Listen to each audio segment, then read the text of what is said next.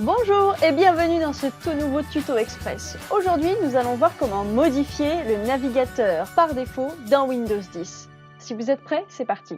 Je suis actuellement sur le bureau de mon ordinateur et je vais vous montrer tout de suite comment modifier le navigateur par défaut. Lorsque vous achetez un nouvel ordinateur, le navigateur par défaut sur Windows 10 est forcément Edge, le nouveau navigateur de Microsoft. Ou si vous utilisez une précédente version, Internet Explorer.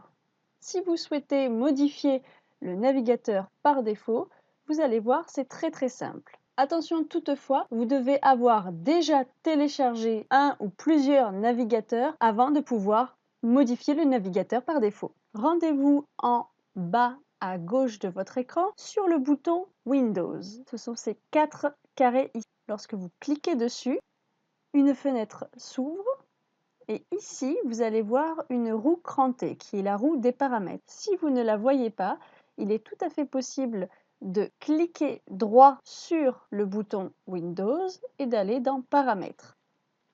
Vous arriverez alors sur la fenêtre des paramètres Windows. Ensuite, vous vous dirigez dans Applications et dans la colonne de gauche, vous allez sélectionner Applications par défaut. Ici, vous allez voir les applications par défaut qui ont été sélectionnées. Vous allez vous diriger vers Navigateur Web. Si vous n'avez fait aucun changement, vous devriez avoir Microsoft Edge. Vous allez cliquer dessus et là, vous verrez une liste déroulante et vous allez pouvoir sélectionner le navigateur que vous souhaitez installer. Par exemple, ici, je vais sélectionner Google Chrome. Ici, il y a un avertissement. Avant de faire le basculement, évidemment, Microsoft va vous inciter à garder Edge, mais ne vous inquiétez pas, vous pouvez modifier quand même, et c'est ce que nous allons choisir comme option. Et voilà, c'est terminé. Vous pouvez fermer, et maintenant, l'application par défaut sera Google Chrome.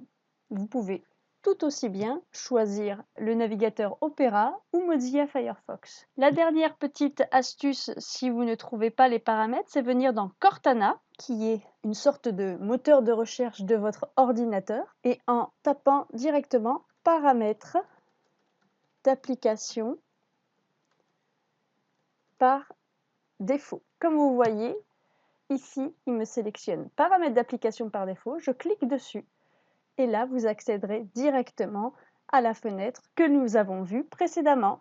Et vous pouvez venir modifier, encore une fois, le choix du navigateur par défaut. Si cette vidéo vous a été utile, n'oubliez pas de vous abonner, de la partager avec vos amis et de cliquer sur le bouton j'aime juste en dessous de cette vidéo pour que je fasse plus de vidéos comme celle-ci. À bientôt pour un prochain tuto express.